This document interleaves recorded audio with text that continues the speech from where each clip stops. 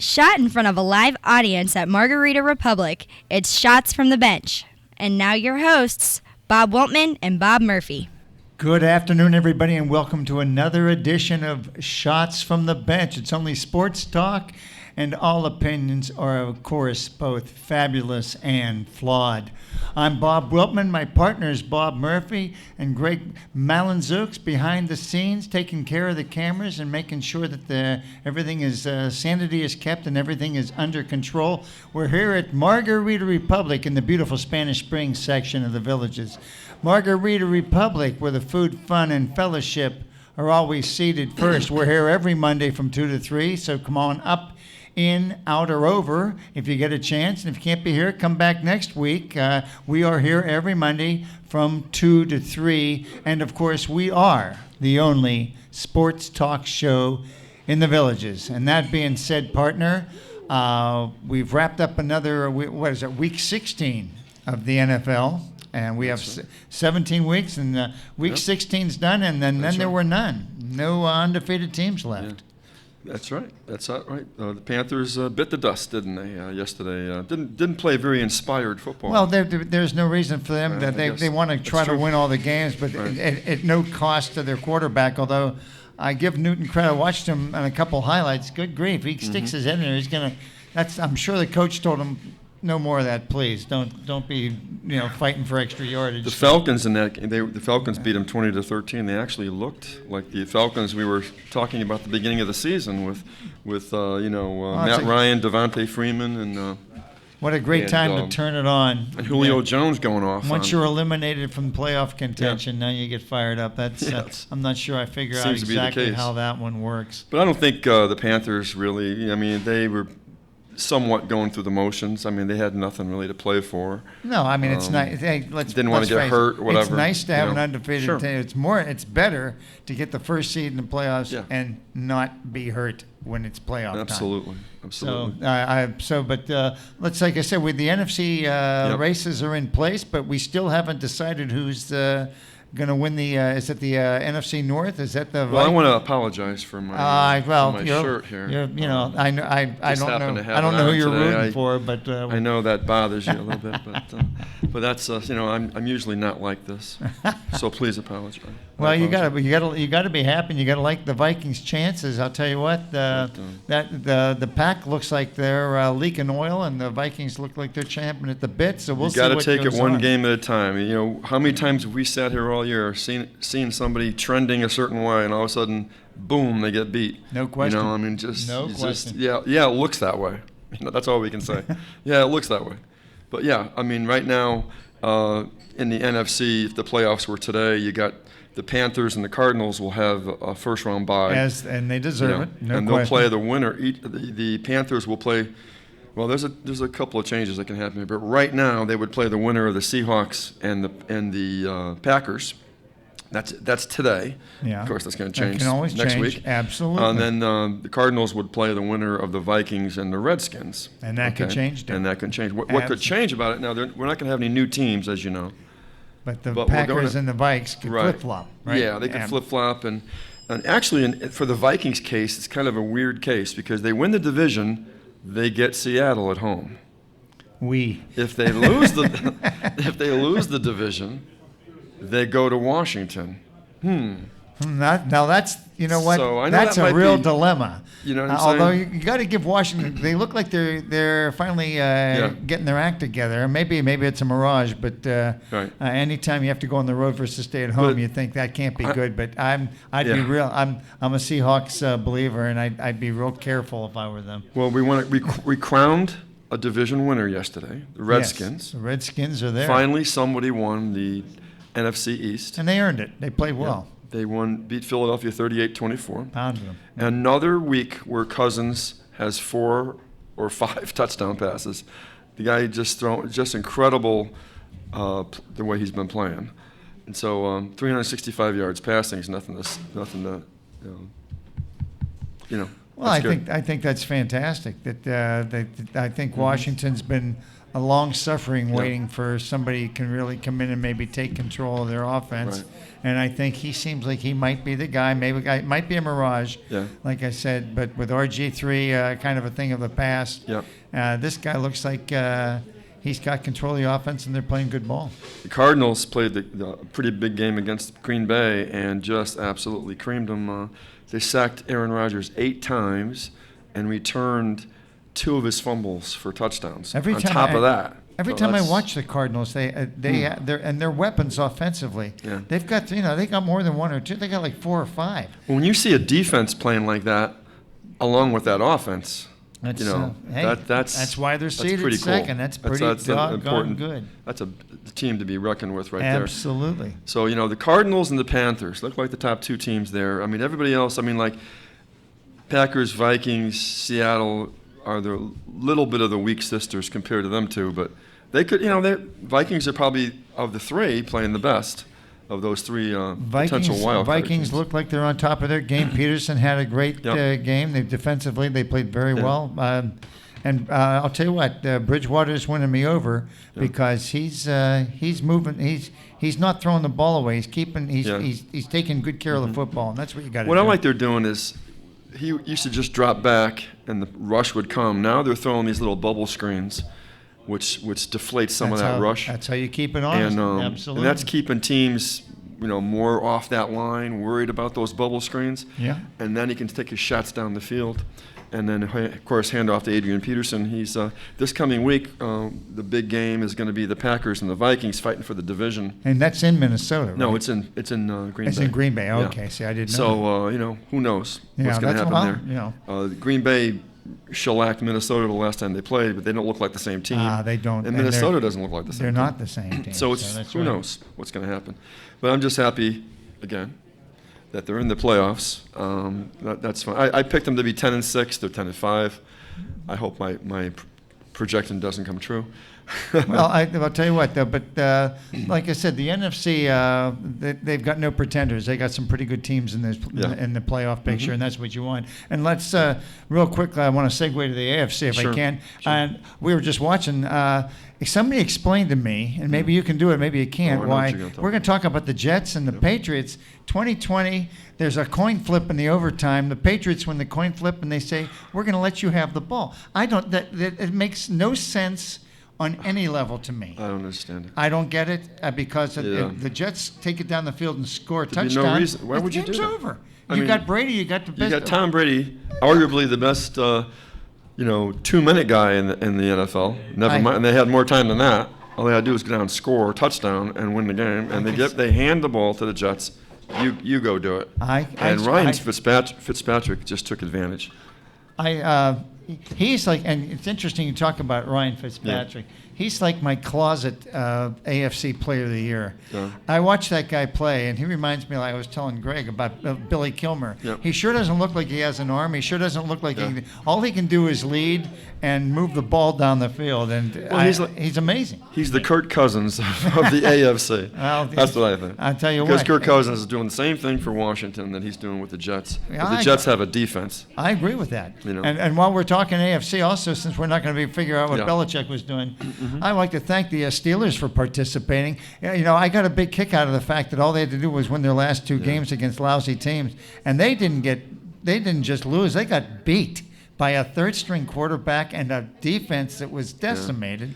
And it's not like I don't want to hear they're flat. They just got they got outplayed. That was a bad loss. They were flat. I mean, what more motivation do you need than you have to win 2 games to make the playoffs? They still can win. They still but they need some help. The Jets go into Buffalo next week, and I know Ryan will have them fired up because that's his old team. But I'll tell you what, Fitzpatrick looks to me like a playmaker and a leader.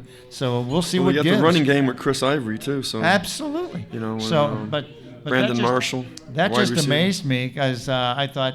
Oh, well, but enough of that. Let's talk a little bit about tonight's big game. You got the Bengals going to the Broncos. That's got all sorts of implications. Well, the Bengals going in with A.J. McCarron again at quarterback with Andy Dalton being down. They have no choice, and he looks pretty good. He may not be back for the first or second round of the playoffs, so hopefully they can get him back in time for that. But then they got the two top defenses against the two backup quarterbacks in that game. But the Broncos, well, Osweiler's pretty good, tonight, and McCarron's pretty good. So I mean, the quarterbacks, it's not like they're young, left behind the ears. Sure, mathematically, the Broncos could still not be in the playoffs. That's exactly right. If the Steelers were to win their next week and the Broncos lose tonight and next week, that's they're right. out. Well, that's the case. That's unbelievable. That's a shame for them, but as the playoffs were to stand right now, of course,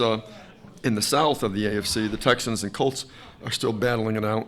Texans have a one-game lead, but we'll see what happens there. But Texans are in a little bit of a driving seat right now. Hasselbeck can't play next week. He said he's not going to play. So we'll see if Charlie Whitehurst can lead him. Yeah. Charlie can take him up and down the field. He didn't do much yesterday, but he didn't make any mistakes. That's about all you can hope for there. But if the playoffs were to start today in the AFC, the Patriots and the Bengals would have it off, and then they would play the winner of the wild card game, Jets-Broncos. Of course, that could change. And Bengals would play the winner of the Chiefs-Texans. And talk about them Chiefs, 9 in a row. Well, I mean, they say the team that's the hottest is the team that's going to make it to the Super Bowl. Are the Chiefs going to make it to the Super Bowl? Is that a crazy thought or what? I'm not seeing it, but you know what? They have as much there's no reason to think they're not going to. Nobody's beating them. The Browns stayed with them pretty close yesterday, but they're winning their ball games. So I give them all the credit in the world. Mm-hmm. But like I said, and the last question for you, because you seem to know this stuff. Now, if the Bengals win tonight, and then both the Bengals and the Patriots win next week, the Bengals have home field, right? I believe so, yeah. Then there you go. Yeah, the Bengals clinched just with the Steelers' loss yesterday. They clinched the division. But for the home field yes, through the playoffs. They're playing for that, yeah. Then they're playing for that. Then they're going to give the Broncos everything they can, and we'll see what happens there. I think so. But like I said, we whizzed right through the first quarter here. So, I said, we'll be back with the second quarter of Shots from the Bench, and we'll be talking a little college football. Then we're going to get into some years in review stuff, some thoughts that both of us have about the players of the year, the highlights and the lowlights of the 2015 season. So we'll be back right after this. All right.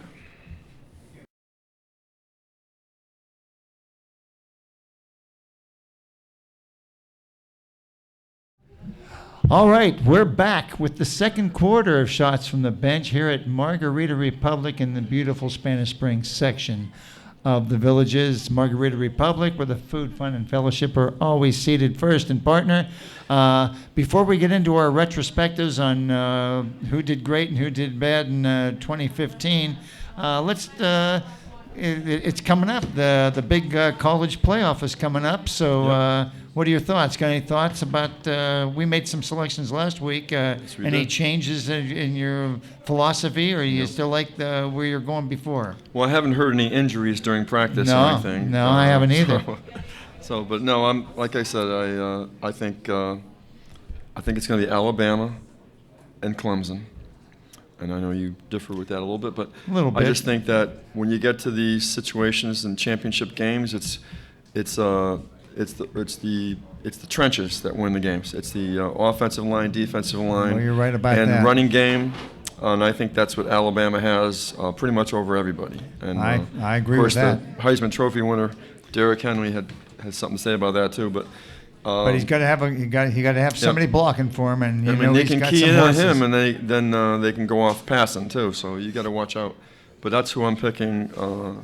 Alabama over Clemson as of right now. And I'm just recapping. I'm Alabama over Oklahoma. Okay. So, but it looks to me like. That could very well be. Oklahoma's they're all very good. Oh, they're all very good, and sure. you know what? And I don't want to give any disrespect to Michigan State either. Oh my gosh, no. I mean, they could win the whole thing too. You know what? They won some big games. Nail biters coming down the stretch. So, hey, obviously they're They've got the mojo going, and you never know what they're capable of doing. So, of course, a lot of people around these parts want to know if you what you think if Florida's going to beat Michigan in the Citrus Bowl.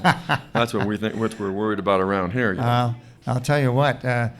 Speaking of that, and there's something just to say. Well, how about the Florida, the quarterback announcing he was transferring? Will Greer. Yeah. And where did he say he was going to? I didn't even remember. Maybe that hasn't been decided yet. I didn't think he decided. If he did decide, I don't know where he went. But Well, I know he's leaving. I don't understand why they do that. Why don't they just play? You don't want to play in a championship bowl game?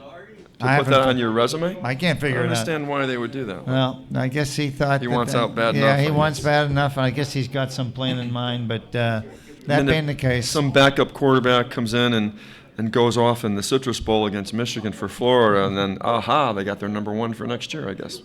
Well, that's a high-profile game, and it should be a real good game. So I'm looking forward to that. Yeah. I actually kind of like Florida in that game. No disrespect to my Michigan fans, but I actually think Florida has some great athletes, and I think that once they start playing with a little unity, I think they're going to become a very good football team over the next year or two. Oh yeah. So, but that being said, like I said, not much else to talk about in terms of college football. Not yet. Now, why don't we start talking about the year 2015? Mm-hmm. I will be glad. I've got my choices. You've got your choices. I'll let you. Why don't you go first and give me some thoughts, what you thought the highlights of the year were, and then we can do lowlights later. But let's talk about the highlights of 2015 from your perspective. Well, some of it isn't just my perspective; it's the actual winners of the awards. Some of it is though. That's good. Of course, in Major League Baseball, you had your Cy Young Award winners. I think rightfully so. Jake Arrieta of the Cubs, 22-6, a 1.77 ERA. That's not too shabby. I know everybody talks about the Mets pitching and everything, but and they're good and they're up and coming. But what a great individual basically performance. unhittable the second half of the season. I mean, you talked about him a lot during the playoffs and before the playoffs. Yeah. And then Dallas Keuchel, he was 20-8, 2.48 earned run average in the American League for the Astros. Again, very good performance. I give him credit because I remember when the Astros were in the National League and they were pitching him. He was getting his brains beat in, but you could see that he had poise and he had good stuff, and all he had to do was, take his lumps and figure out the batters, and obviously he's done that. And he almost single-handedly brought the Astros into the playoffs. Oh, there's no question. No question about it. Because there was a big drop-off on their team pitching after him. Yeah, you're right. Okay, and the National League most valuable player was Bryce Harper. And again, rightfully so. .330 average, 42 home runs, and 99 RBIs. He was the cream of the league. There's no in terms of production. He was Jonathan Papelbon liked him too, quite a bit. That's a story we'll talk about again later, I guess. But in the American League, it was Josh Donaldson, power hitting player there. 297, 41 home runs, 122 RBIs. Really, nobody as close to him as that. So those are good choices. Yes, they are. No problem with those choices at all. American League Rookie of the Year was Carlos Correa, shortstop, 279. Boy, is he talented. Wow, the plays he makes at shortstop, 279, 22 home runs, and 68 RBIs at the shortstop position. That guy's legit. A legitimate all-star. He is good. And Chris Bryant, I don't have his numbers. He had impressive numbers. Bryant had 100 RBIs, I with think. National League rookie. Yep. Yeah, he deserved it. He in fact, he sat out. Remember the first month? That was the big thing in the Bay. Are they going to let him play? They're not going to let him play. Sure. Finally, they brought him up, and all of a sudden they became contenders. Now in golf, we had Jordan Spieth, won 2 majors, the Masters and the U.S. Open, and then finished it off with a very, very credible Tour Championship win over all the best, and so he's our Player of the Year in the PGA, and then in the LPGA was the youngest girl, Lydia Ko. The youngest MVP of any sport, 18 years old. Won the LPGA MVP. Can you imagine 18 years old and winning majors in women's golf against some of those players? That's just amazing. After 1 year, second season on the tour. Yes. It's like high school. She's a senior in high school, for crying out loud. Now in tennis, you had mirror image players. You had Novak Djokovic won 3 out of the 4 majors. And Serena won 3 out of the 4 majors. And to win a major is a major feat, right? That's why they call it a major. Absolutely. And to win all those matches, I believe you have to win 7 or 8 matches to win the tournament. And that's a lot against that type of competition in a 2-week period. So hats off to them. And Serena lost, and I'm getting to that. Well, I'll get to that later, but that's one of my biggest upsets of the year. She lost to a player that was nowhere near as good as she is. Yeah. It just ran out of gas. Well, but that's why you play. As Herm Edwards, that's why you play the game. But you're right. Right. Yeah, I felt bad for her because she could taste the Grand Slam there, and of course, just missed it. College basketball, we just had our Heisman Trophy winner was Derrick Henry, the Alabama. We talked about him a few minutes ago, being the staple running back for Alabama. Solid running back. Yep. And then in college basketball, you had that was, you go back to in March Madness there. That was Frank Kaminsky. He was the MVP, AP of the, and then you had NBA with Seth Curry. Coming in, that was in June of 2015. He was named MVP of the league. And so there you have it. Now you got the sports stories of the year. I think that probably the best sports story of the year, everyone would agree, was American Pharoah. American Pharoah is, I've got big parentheses around on my list too, yeah. You know what I mean? Think that's the best story of the year. That is by far the best story. I wouldn't give him the best athlete of the year, but I'd certainly say that's the number one story of the year is American Pharoah. I couldn't agree with you more. I think the second best story, a little drop off from that one, just a little, is Deflategate with Tom Brady. That was a great sports story. You may not have cared one bit about it, like you did about American Pharoah. We all were rooting for American Pharoah, but that's what they consider to be the second best sports story. So that's quite a drop off from those two stories. No, but Deflategate. Yeah, Jeez. That's right. And then, of course, the biggest upset I mentioned, Serena's loss to Roberta Vinci in the semis of the U.S. Open. The next biggest upset, I think, in sports was Ronda Rousey being lousy. And we mentioned that in a few shows I noticed that Ronda hasn't been on TV too much anymore. Maybe she's coming back. She'll have her own reality show or something. I should mention Holly Holm was the one she lost to. She got beat pretty good. But it's amazing. Those stand out to me to be the biggest upsets of the year. I don't know if you have anything else on that. And there's only one more thing we're working on this year. This year we got the NFL awards we haven't gotten yet. Right. Quite yet. You got the MVPs in contention. I believe it's Cam Newton, Carson Palmer, Carson Palmer, Tom Brady. Brady, absolutely.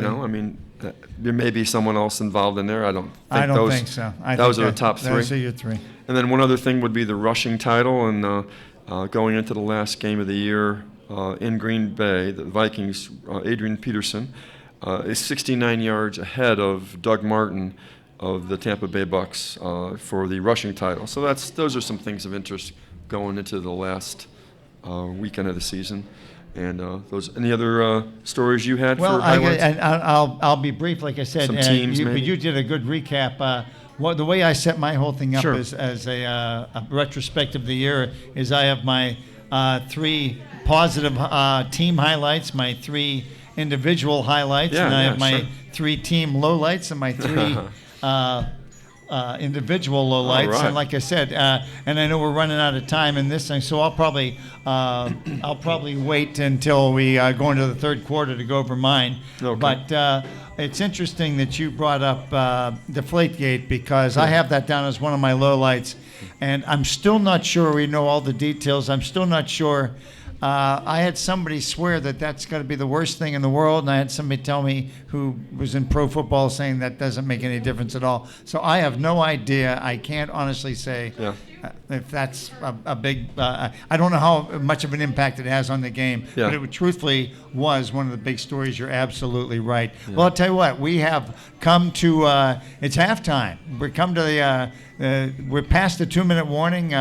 We're just going to run out the clock, and we will be back with the second half of Shots from the Bench here at Margarita Republic right after this.